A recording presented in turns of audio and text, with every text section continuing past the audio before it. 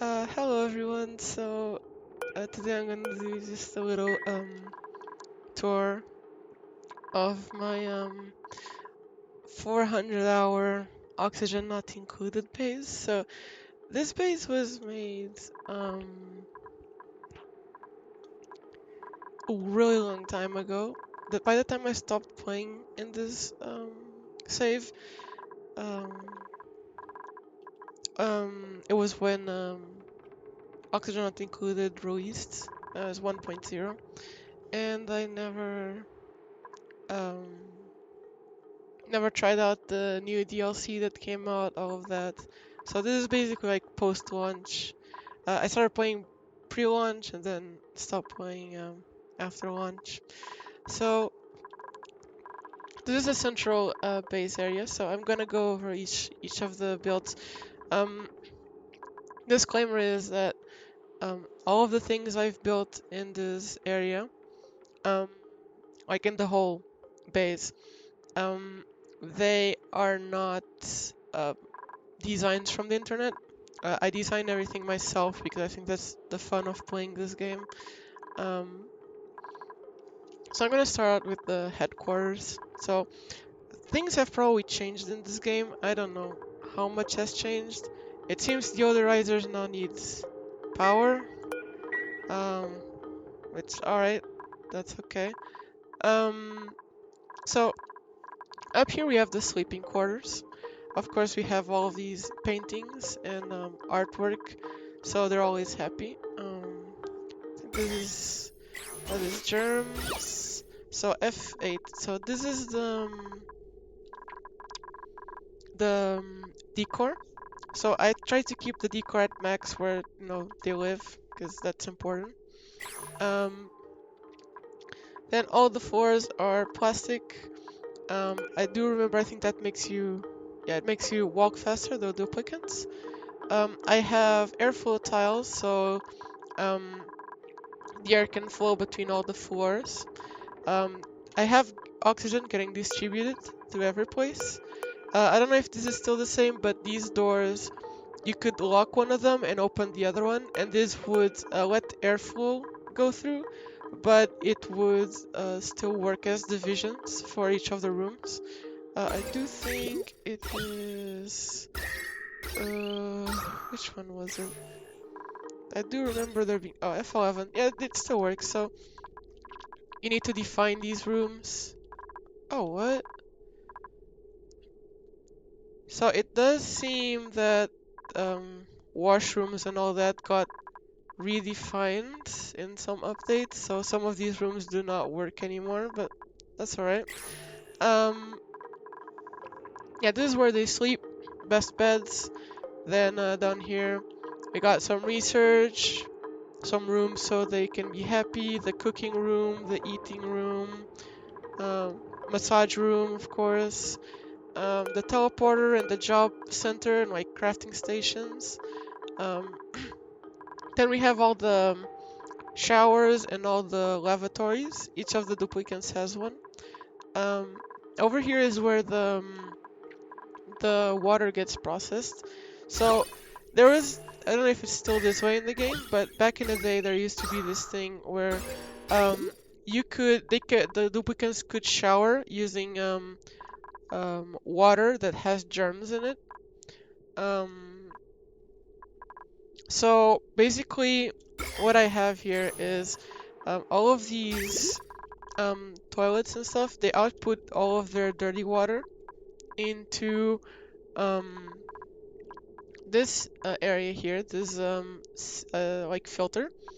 The filter turns the water into regular water, and there is a backstock, like a backlog of non-polluted water that feeds all of them. And whenever the water goes through here, it first prioritizes go like into the backlog, and all the extra gets dumped down here, which is, as you can see, it is really full of germs.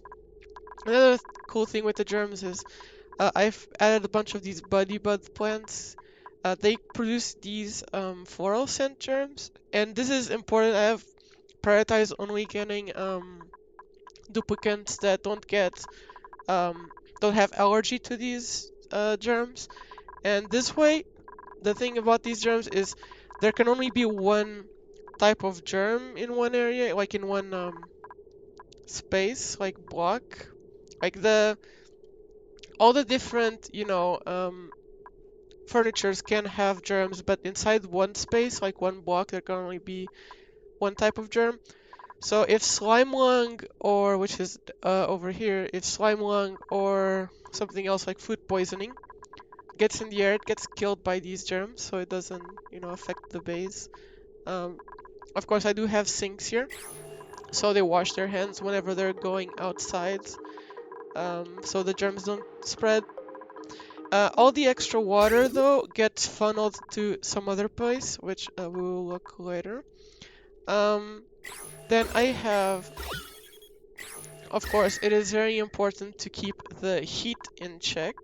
All this area has, over here it's a very nice, good heat, but around it's around 33 degrees, which is, good enough for the duplicant. Um, this heat is maintained by these pipes. So I have radiant gas pipes, which make it so the temperature, like if you have gas going inside these pipes, the temperature gets very quickly exchanged um, between the outside and the inside of the pipe. So there is a exchange of energy. And so if these are colder, the outside will become colder and these will become hotter. So it will at some point it stabilizes the heat.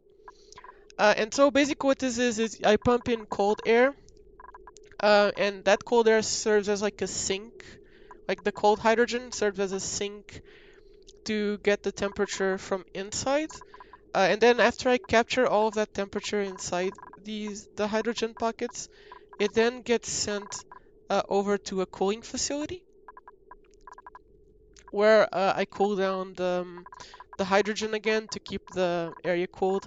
You can also see the piping for all of the oxygen here. Also have some piping for natural gas because you need it for cooking.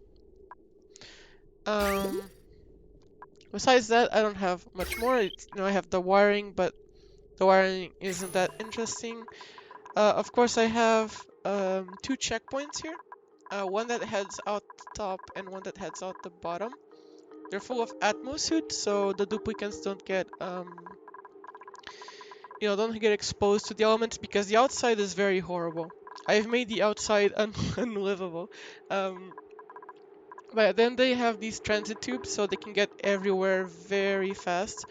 All of my little areas are, I attempt to isolate them the most from the rest of the place, and some of them are so isolated you don't even need an atmosuit to go to them, because they keep very cool. Um, Others though, I do have pipes. These are usually the ones that go to outside areas. You do need that sort of thing. Um, so this is the base basically. Of course, the atmosuit gates also have little places where no fluid that goes in gets pumped outside. Um, and of course, carbon dioxide that gets expelled by the duplicants will all go to the bottom because it's a heavier gas. And so it gets captured. I have gas element detects carbon dioxide, which turns on the pump, and then I filter the carbon dioxide out and pump everything back in, and that goes into my carbon dioxide um, dump pipe. Basically everything, all the carbon dioxide goes to one place, which we'll get to soon. So I think the next thing that's very important is power. So I will go to I have two power stations. This is the first one. So this power station is the main one, and it runs entirely on natural gas, which I don't know if it's still like this, but at the time it was extremely good, extremely overpowered. So it all starts down here. I have an oil well, only one actually. I think I have other oil well like placement areas, but this is the one I am using. So it is on top of an oil reservoir. It extracts the oil. This thing uses water.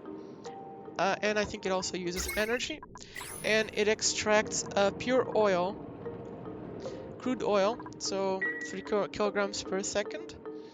So I'm feeding it water, and the oil gets taken. And there's two ways you can refine, you can process oil. Usually you can take oil and process it in a refinery, which is a structure.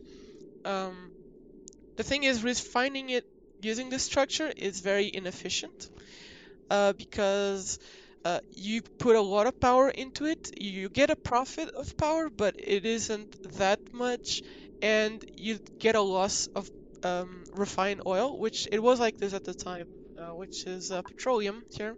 Um, and it will also release some natural gas in the process straight into the area.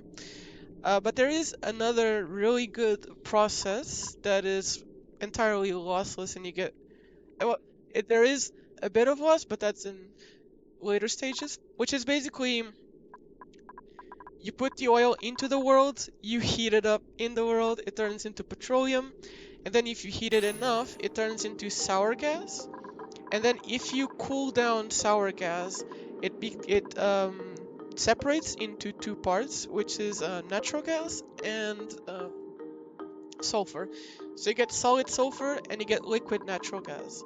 So what I'm doing here is I'm pumping oil into the system, and once oil is inside, it heats up and turns into petroleum, which then turns to sour gas. And this sour gas is very hot. You need to heat up petroleum by a lot. If I go over here, you see vaporization point 538. So about at this temperature, you get it vaporizes into sour gas. And this sour gas then gets shuffled into this chamber where it gets cooled down. So I need to cool it from around 500 Celsius to around, if I can see here, negative 161 Celsius. So once it cools down into liquid natural gas, I can get the gas form to power my generators. So I can run the game a bit. Oh. So this system is all using some logic gates and timers on top, as well as other things. So as you can see, the sour gas gets these doors open, it goes inside, and then these close in order. And what this does is when one of these, sorry, so one of these doors close, it turns this into like a solid block, and it pushes it onto the nearby open block. So it moves it onto this one, and then this one closes, moves it onto the next one, and so on, until it goes into this chamber, which then also goes over here, and then it gets cooled down. So how does this all work? So I have AquaTuner, which is basically um, a machine that can transfer temperature. I think it removes around 5 Celsius from, I don't remember, but it removed like 5 Celsius or like 10 Celsius directly from the fluid that went inside the machine, and the temperature gets dumped on the outside. So in these pipes I have coolant, super coolant, which is a late game fluid that you can only get once you go to other planets. I think it uses niobium or something, I'm not sure. Um, this uses thermium. I'm using thermium because thermium is, at least at the time, it was the metal that you could use to make machines like handle a ton of temperature. As you can see, it overheats at 1026. Like these ones, I've used steel. As you can see, it's 325. So this one has to be thermium, which needs niobium from space. So basically, this heats itself up, and then I use these tiles on top, which, as you can, it's right there, temp shift plates. It's out of diamonds, and it takes a temperature from this, transfers it to there, and then that transfers it onto these blocks, which are iron, so they have high conductivity. They all heat up, and that heats up the oil, which then turns into petroleum. this petroleum then keeps on heating until it turns into sour gas.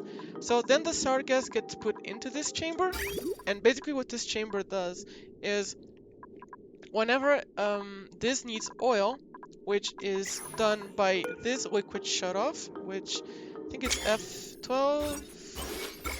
There is an automation. Oh, I don't remember what the automation thing was. I'll go up here. So these are the automation wires, so the logic wires, kind of like redstone in Minecraft. These basically activate, as you can see, when this sensor goes off, and this sensor is basically if it detects that there's no liquid in here, it tells this thing to pump in more oil. The oil goes through this chamber, which basically it's just an attempt at trying to recycle some of the temperature. Basically, this kind of like saves some of the energy. This sour gas temperature gets transferred into the oil that goes into the pipe, and this makes it so the oil that goes into here is already like kind of preheated, and also the sour gas becomes cooler. So yeah, the sour gas gets pumped into here. Then we have our super coolant, which is very cold. This then as a radiant pipe, so it transfers its temperature onto the. There's an exchange of temperature between this and the sour gas. So basically, the sour gas becomes very cold, and then it turns into liquid methane. As you can see, it turns into this liquid methane and into sulfur. Which then I pump the liquid methane, and I use an auto sweeper to take the sulfur away, which gets all dumped here. I have 21 tons of sulfur. Yeah, there wasn't a use to this. I don't know if there's still. Wait, no, wait, there's more. Oh yeah. Oh, there's almost 100 tons of sulfur in here. Well, basically the natural gas gets pumped into here.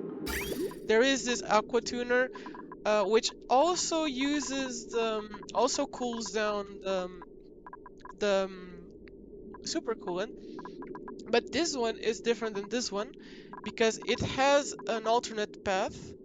Basically, if this thing, if you look at here, it comes in hot here, and if I detect that the temperature inside this room is not hot enough to evaporate the liquid methane, I turn on this shutoff, which then heats up this by taking temperature out of the supercoolant. So at this seem it is 5 degrees, and that heats this up. So basically, I have supercoolant running the system. It gets cooled down here if this needs temperature, and it mostly gets cooled down here. Basically, this is a system where there's a lot of energy here that gets constantly cycled through this thermal energy. So yeah, so here heats up, it gets moved, gets cooled down, turned into methane, etc., etc. This is my logic gate setup. It is simply, let me see, I have a timer down here somewhere. If I do remember that right. This is all just logic gates to make the doors close and all that, and it does have a timer or something. Oh yeah, that's the timer over there. Oh, this runs on a timer, and then it activates the whole logic gate, which then activates all the different doors. And yeah, so after that, I have 2 gas pumps, which pump the natural gas straight into all of my generators. And I have another one of these setups up here. This one is the same thing that's down there, same design, just copied it over. And this is for all of my power needs. So these things, they take in natural gas, and they produce carbon dioxide, which gets pumped out through here. And they also produce, as you can see, there's little droplets coming down. This is polluted water, which I then have to treat. As you can see, I treat the polluted water down here. And after treating this polluted water, I send it to 2 places. I send it up here where where is this going actually? It goes up here somewhere. Oh, yeah, so it goes into my main water deposits. Yeah, so I have a bridge here. So priority goes in here. So all the water that gets filtered goes by priority into this pipe. And the excess goes into my stockpile.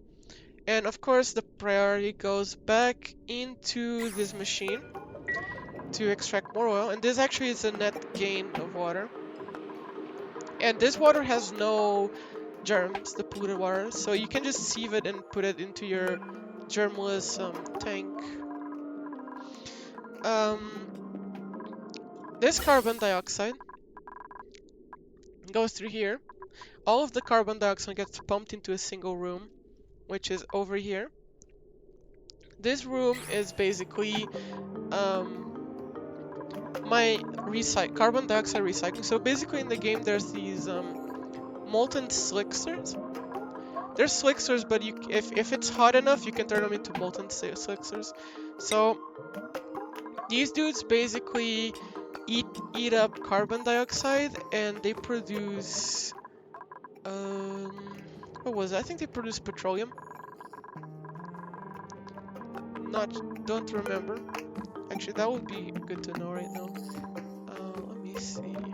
How do you see that? I don't even remember. I think it's a database and molten slickster. Alright, so they take carbon dioxide and they make petroleum. So this carbon dioxide is all getting converted into petroleum. And then this petroleum gets pumped and goes into my petroleum reservoir, which this is the reservoir for crafting. They also produce other things. Oh yeah, they eventually do die, if I remember right. Yeah, they eventually do die, and I have to take out all of the meat, and I also need to take all of the eggs. I use these machines to put the eggs back into the incubators, so they infinitely make more slicksters. And it is an endless cycle of slicksters. So this is where I turn all the carbon dioxide into something useful, so it doesn't, overload everything. Next up, I'll talk about an unrelated project. So this is a very closed project that goes into this one. Well, maybe I should talk about this one first. So this is my refinery place. In this game, to get better things such as glass, or to get thermium and stuff, or to get all the different refined ores, or no, you also have this one, but this one is only really late game. It's only really used to make lime. So this all this refinery thing, it produces a ton of heat, and so you need to eventually flush all that heat out.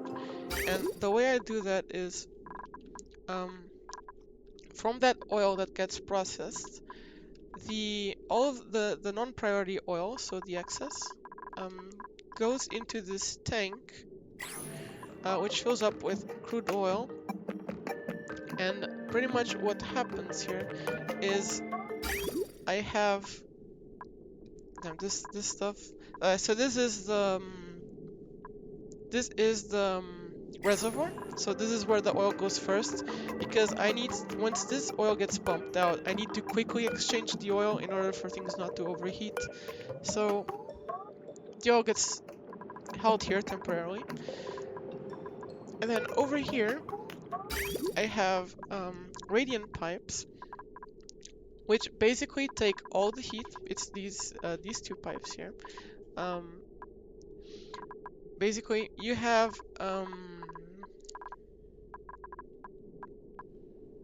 I remember this. So these refineries here, they take a liquid and they put the heat into the liquid and then they output it. So I have this system where I have petroleum going into these things which are cooled, but then they come out hot. And once they come out hot, they go through these radiant liquid pipes, and the heat gets transferred into this deposit and back into it. And then for all the other machines that export their heat straight into the air, I have radiant pipes with supercoolant, and the supercoolant gets cooled down on a thermal aqua tuner, and so the crude oil heats up. Basically, I can transfer all the all the temperature that gets produced here. After all the heat accumulates here, it then gets turned into petroleum, and then the petroleum, once it detects that there is petroleum, it starts pumping it out, and the petroleum follows this pipe here, which ends up going into this place. So this place is basically where I'm cooling down the petroleum, because this petroleum comes out very hot at like 350.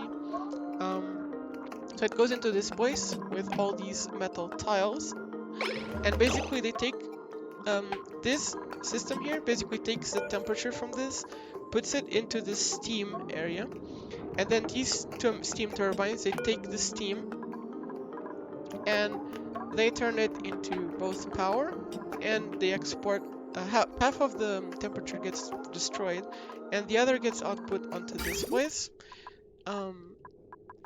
So the water, they basically heat themselves up and output water always. So it needs to, so the water needs to be at negative, it needs to be below 100 degrees to become water and not steam. So this outputs water. I use the water with hydrogen to cool down the steam turbine, and then put it back into the system where it heats up using the petroleum, and then it keeps running. And it's basically temperature recycle. Basically, it's like a temperature trash void. It eliminates the temperature. Don't know if it still works like that. Hopefully, yeah. So these airlocks are here for one reason alone, which is if this system has too much temperature, these steam turbines start overheating, and that is very bad for everything. So once the temperature is too high, all of these airlocks open, and because they're all solid here, when they open, temperature stops transferring between the two plates, and this gets locked out from here. So it slowly, like basically like locks, transfers temperature, too hot, opens, and keeps doing that until this is cold enough. So these steam turbines aren't actually for energy, they're just for removing temperature. After this petroleum is cool enough, it then moves the petroleum into my petroleum dump. So to refine all the steel and stuff, you need lime, and there isn't a renewable way to get lime except eggshells. So I have this system where I'm keeping an infinite livestock of fish, very cold. So they're gulp fish because gulp fish make the most eggshell. Basically, they stay here. Once they have little eggs. So where is this?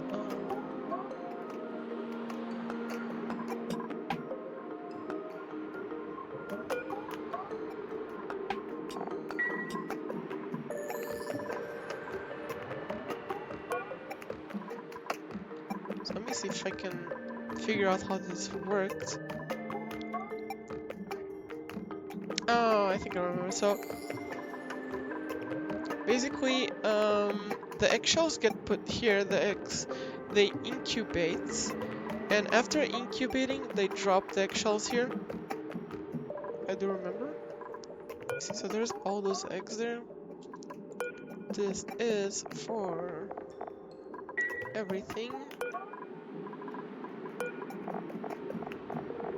This is a fish farm that produces infinite eggshells. I just do not remember exactly how this works. So I do remember that this is for killing off the fish. So I think here is where the fish grow and the egg lime gets transferred somewhere else. And then I think I just kill off the fish that I don't want anymore. Something like that. So yeah, this one's a bit of a mystery for me right now. I don't quite remember how this one worked. Over here is my renewable iron plants. So in this one, I have an iron volcano, which creates molten iron at a very high temperature, 2500. And this basically overflows here, which then heats this up, and this is very hot, so it makes this steam turbine run at max.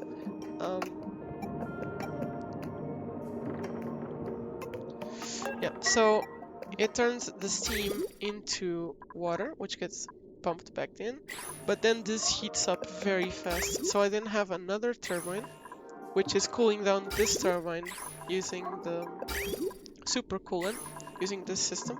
So this is basically like to remove the temperature, and then after that I grab the iron and I dump it over here. And as you can see, this has been working for so long. I have a lot of iron there. Maybe over 100 tons. I have like infinite iron there, so yeah, this is for that, this is for this. And then all the petroleum goes into here, and this is for my plastic factory. So I have a plastic factory over here. This is basically to get oil for petroleum for crafting. But basically, once I press this button, petroleum gets pumped into this system. So these machines take in petroleum and they produce plastic and carbon dioxide, which gets pumped back into the system. And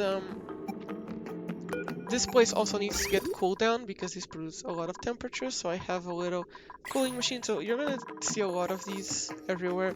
These are basically heat voids. It's how you void heat in the game. I don't know if you can still do that right now, but this was a way to void heat. So yeah, I'm voiding that heat. Then all the plastic is transferred over here, and then I have a ton of plastic.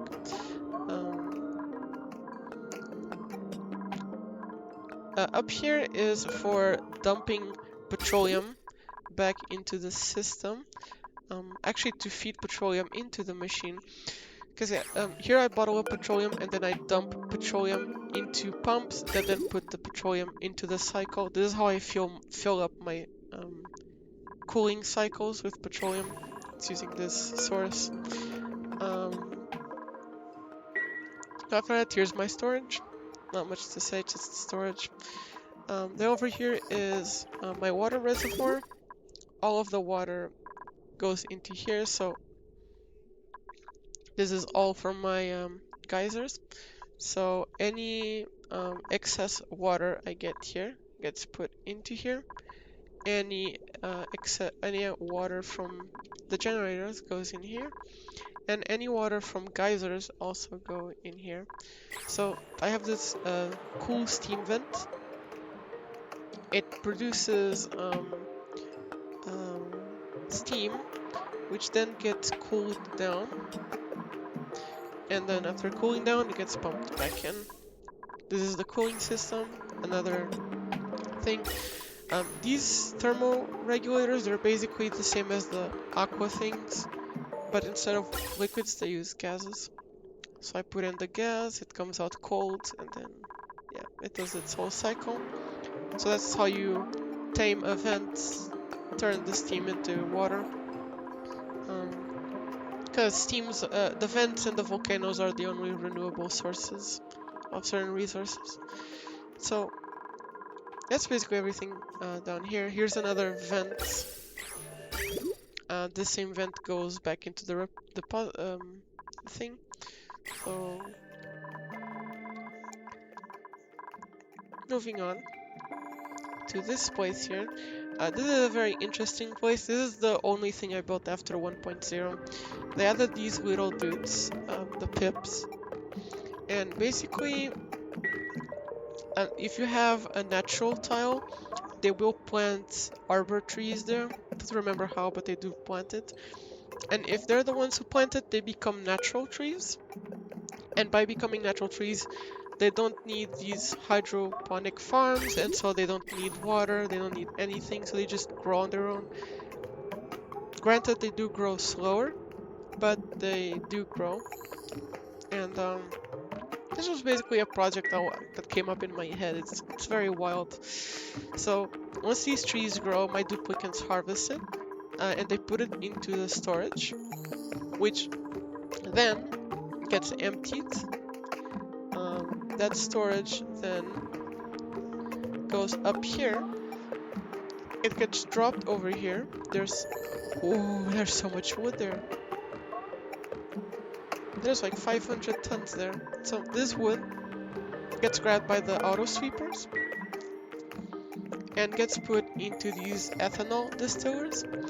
And what they do is they turn all of the woods into ethanol, which then gets pumped out.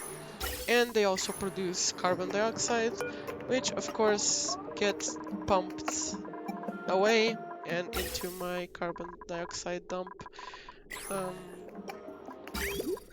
These of course need to get kept cooled, so there's another heat void here. This ethanol then gets pumped straight into a petroleum generator, which burns the ethanol to give power to this whole system. It does give a surplus of power, which I use for my base, but it isn't like a generator I use.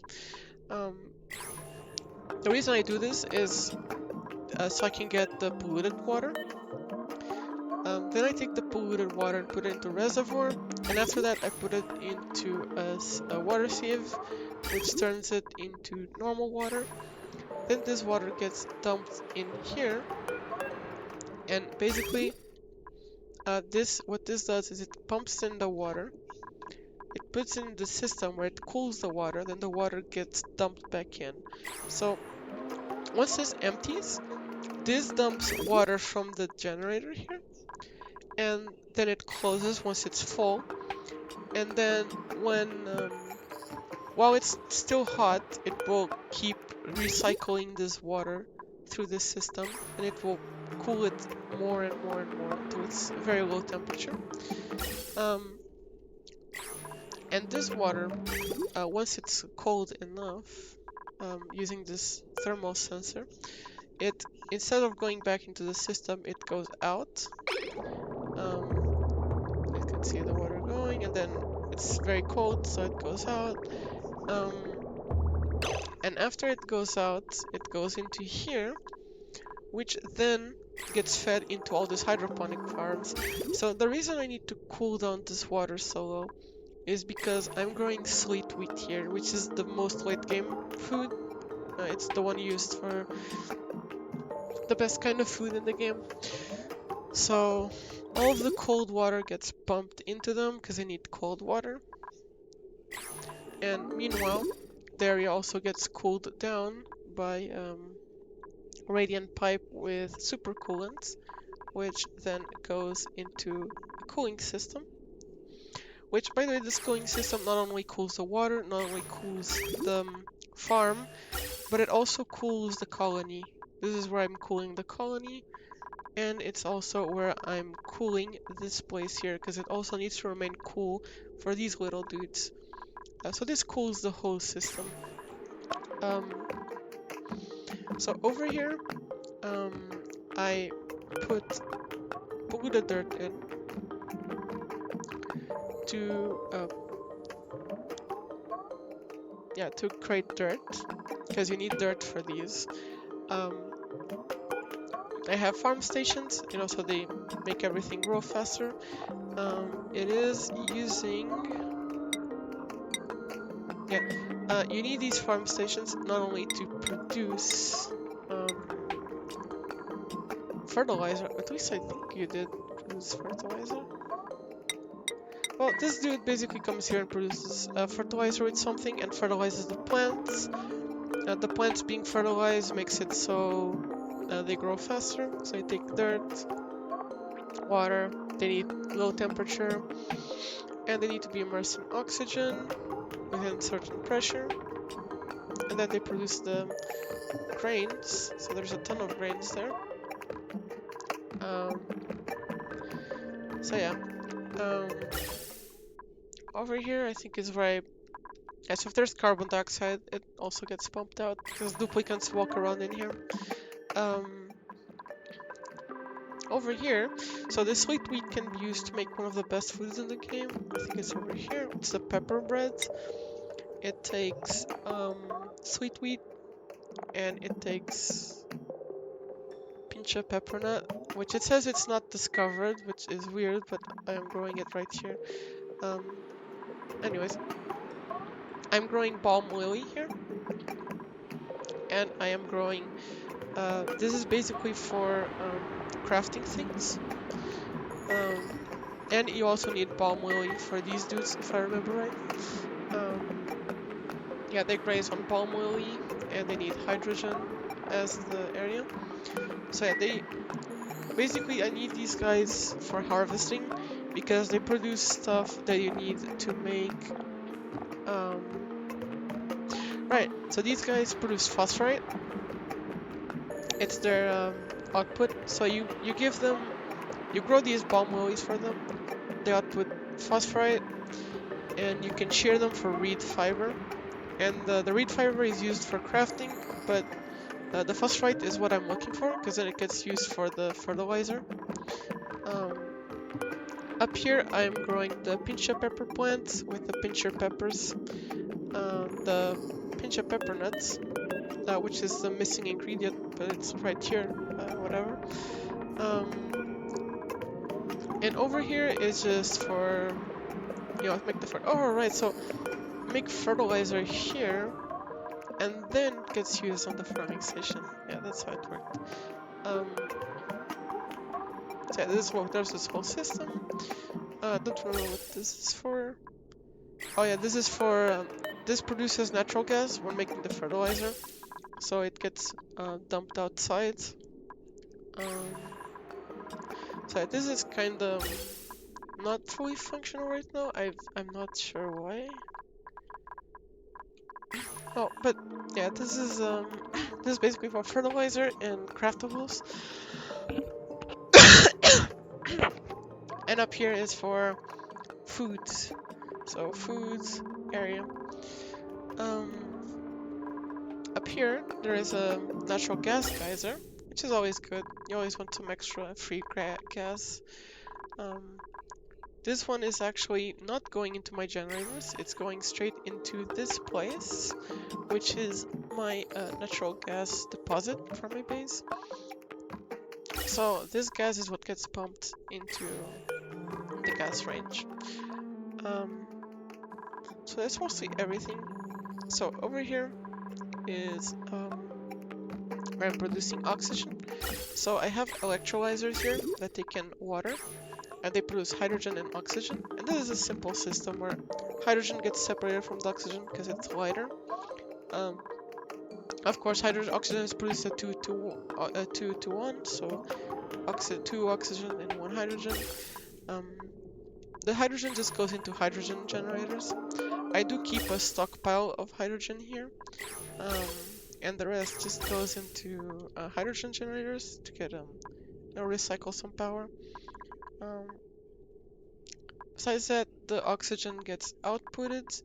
It gets cooled down in these systems, no more temperature voids, because these come out at a high temperature, 70 degrees, and then I can output them at 38 into the base to keep it cool. That's my oxygen plant. There is another. Oh yeah, this one isn't functional. Over here is, I think, is a failed project. This one I was basically trying to do the same setup as the iron volcano, but I didn't realize that this thing outputs a lot more. This outputs a lot more material than the iron. It's like the average is the same, but it outputs too much at once. As you can see, it's only 66 seconds every 8,000, but it outputs 120 kilograms per second. So it is too fast for the system, and this all collapsed. Next up, I have another hydrogen plant, an oxygen plant, and this is simply for my rockets. So there are, this is for my launch pad rocket system thing. Next I can get my stuff. I have the hydrogen engine, but to have the hydrogen engine you need oxidizer and you need fuel tank, both liquid, and the liquid fuel tank takes in a liquid hydrogen, and the oxygen and the liquid oxidizer tank takes liquid oxygen. So here is where I'm making both. So oxygen gets put into here, hydrogen gets put into here. Oh, this broke. I think the temperature is too low. Oh yeah, I remember why this broke. This oxygen got so cold that it became a liquid inside the pipe and it broke the pipe. So basically this is just a system where oxygen gets put in, then I have pipes with supercoolant, which cools it down using another heat void, and over time you get a ton of liquid hydrogen and liquid oxygen. Of course, liquid hydrogen is hard to do because it needs to be near zero, but there's also a very small temperature difference between below zero, between freezing and liquid. This one is over the freezing limit, but I got a lot, and that makes it so it doesn't freeze. We have a lot of solid hydrogen here. Oh. So this all gets pumped into this system, which then, you know, I can use to get my stuff. These cargo bays then unload over here, and I get all my stuff. So refined carbon and the niobium and all of that. Over here I have space scanners, both over here. These aren't really working anymore. I mostly use these ones. This is my secondary power source. I have solar panels. The reason why I have all these doors on top, these bunker doors, even on top of these, is that there are meteors that rain down periodically, and these destroy everything except these bunker doors and these bunker tiles. So what I have is space scanners, and if they detect a meteor shower, they close the bunker doors. Basically, this is just enough space scanners to detect them at enough time for the doors. I have enough space scanners to detect the meteors hitting the bunker doors just in time, so the bunker doors can close in time. After they close, after there is no more meteorites, I do not remember how I checked that, but I think when there is not enough, when there aren't meteorites anymore, these bunker doors open and they all fall down. These ones don't break, but these ones break with temperature. So I have all of these are window tiles for the lights to come through and hit the solar panels.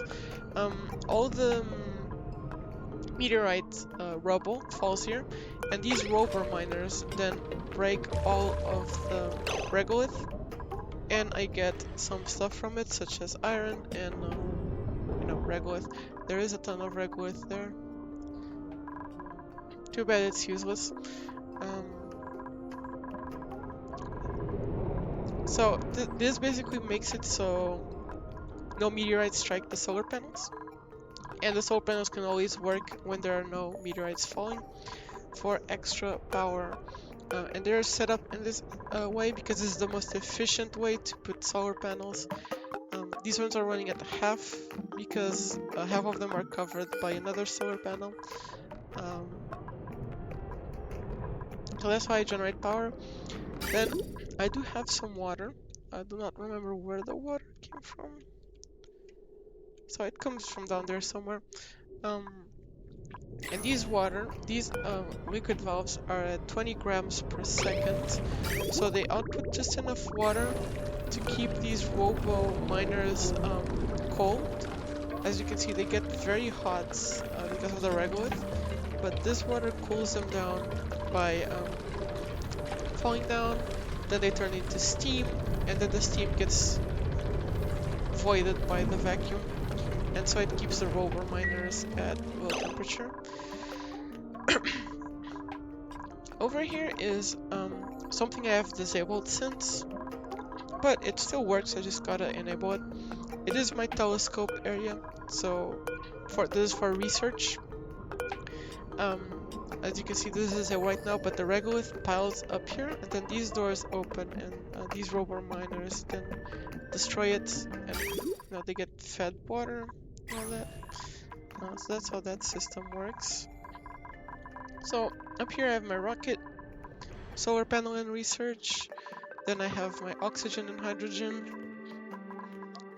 Um, then I have my base over here. Down here I have my natural gas plants too, and then I generate power using the natural gas. Um, Fish plant over here for infinite lime, so I can make steel. Make steel you need iron and lime, so here I get the lime, and here I get the iron, so I have infinite steel.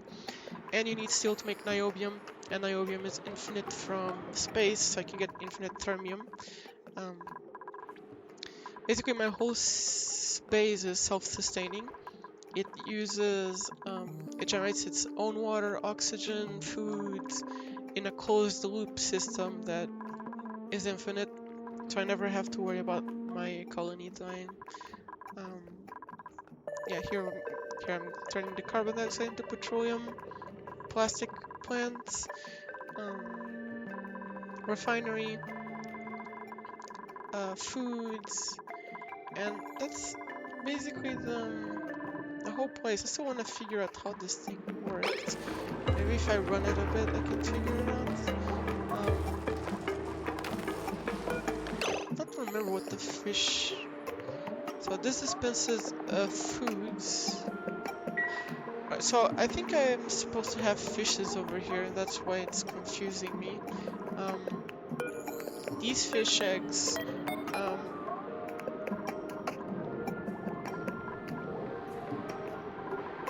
I'm still very perplexed with this. Um, I think here is where I grow fishes and make eggs, and then the eggs get dropped here. And then these eggs turn into lime and into a fish. Then the fish flops around and falls down into this pit, and I get a ton of lime over in this place. And then somehow something happens here that I don't know what is. I have a feeling all of these have reset and they're actually supposed to have a certain filter. So that isn't very good. Unless there is a filter. It's